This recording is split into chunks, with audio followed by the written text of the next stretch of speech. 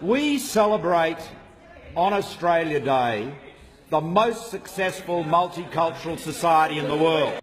6:30 on a Sunday evening, two teenagers are ambushed by a violent gang outside a fast food restaurant on Joondalup Drive. After both being hit by their attackers, one is thrown to the ground and dragged through the car park. He's shaken by the limbs and repeatedly punched and kicked, then robbed of his shoes and mobile phone. The pair didn't stand a chance against the group of up to 15, who police say simply came out of nowhere.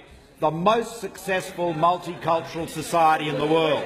The most successful multicultural society in the world. The most successful multicultural society in the world. So that's actually a lie, what you just heard him say. We're not the world's most successful multicultural society. We might be the world's most successful immigration country, but those are two different things. And what lying progressives like Turnbull will have you believe is that multiculturalism and immigration are the same thing. They're not. They're two different things. That gang assault you just saw happened in Perth a couple of months ago in a suburb called Joondalup, and the police of course played down the, you didn't even hear any mention of the racial, religious, cultural background of those offenders, but it's on the rise more and more here in Perth.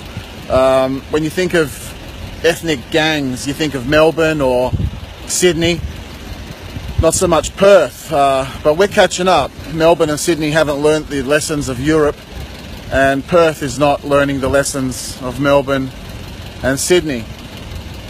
Immigration, as I was just saying, built this country. So throughout the 40s, 50s, 60s, part of the 70s, all of our immigration came from Europe. They came with a shared and compatible cultural understanding. There was no need for immigration, there was no need for assimilation. They had the same culture. Yes, their culture differs in certain ways, the countries of Western Europe, in terms of what they eat, what they wear, but by and large, their democratic principles, freedom of religion, freedom of speech, freedom of expression, those things are shared. And so we didn't have the problems with immigration throughout those eras. It's only from sort of the 70s, 80s onwards, the last few decades, that we've incorporated multiculturalism into our immigration policies. And that hasn't been successful. That has been divisive, and it has been something that's failed. Because people who come here from the countries that we now take most of our immigration from, mainly Africa, the Middle East, come from countries that can't assimilate with us. And immigration without assimilation is ultimately a form of invasion, and there's just no two other words about it. This is Mirrabooka, just up the road from Joondalup, where that gang incident happened, what you just saw. And this used to be white working class throughout the 70s, 80s. It's now turned into a ghetto, and a lot of the crime, welfare dependency, all of those sorts of things that we've come to know through third world immigration is happening right here in this suburb. I'll take you for a walk and show you what I mean. So when you import people to Australia from Europe, as most of our immigration history has done, it builds a cohesive society. But when you import people from cultures so diverse from our own, which cannot assimilate, then it's divisive. It causes people to, it pits people against each other. That's what I've found in my experience of what I've seen happening in this country and other countries. Our traditional national identity becomes eroded.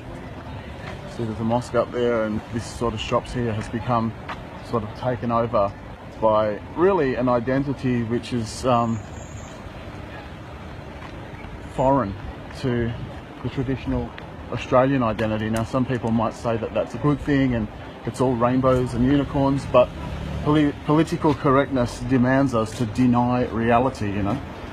It demands us to think that this multicultural experiment is, you know, everyone's getting along swimmingly and, you know, we're all cuddling and there's no sort of, you know, gang-related activity or anything like that.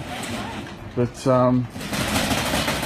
like I say, the consequences of it, I think, far outweigh the so-called benefits. This is basically an Islamic shopping centre. Everything's halal. Everything's set up basically for people of another foreign identity to take over, really. And traditional Australians who have lived in these sort of working class suburbs for years are being made to feel less safe in their own communities. That's the consequence of it.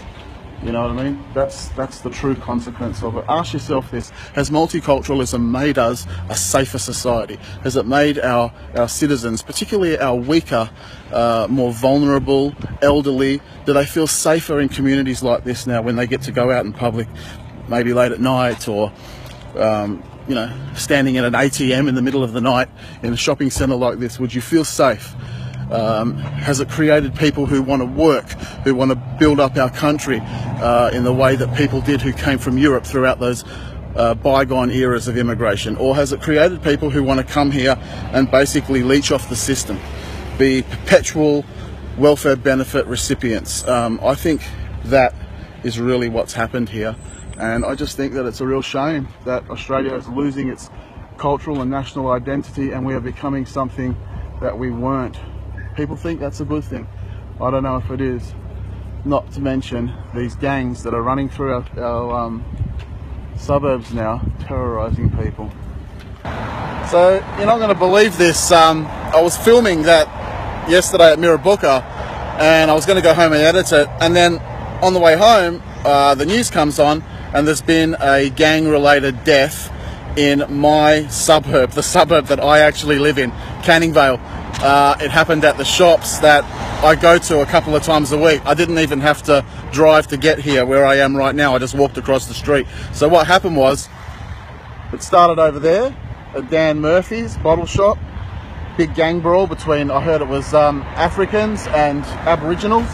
Came across here to Macca's.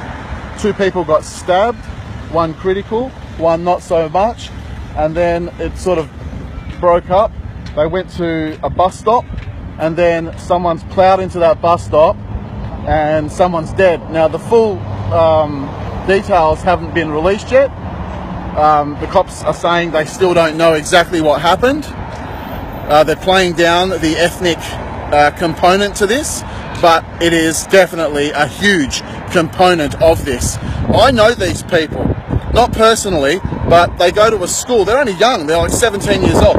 They go to a school called Canning Vale College, which is just up the road, CVC. And they walk down every day to these shops, groups of them, and causing havoc.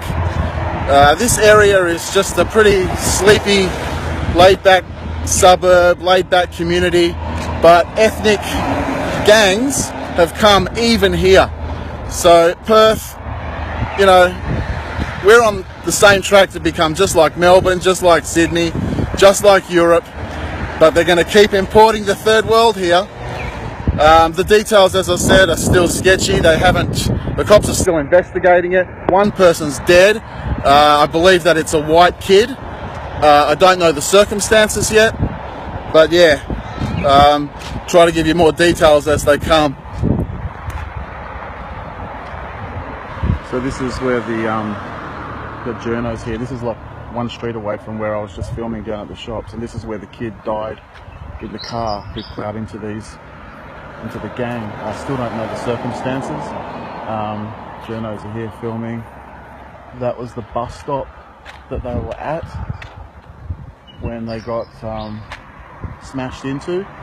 Look, that's blood on the road still, just from yesterday.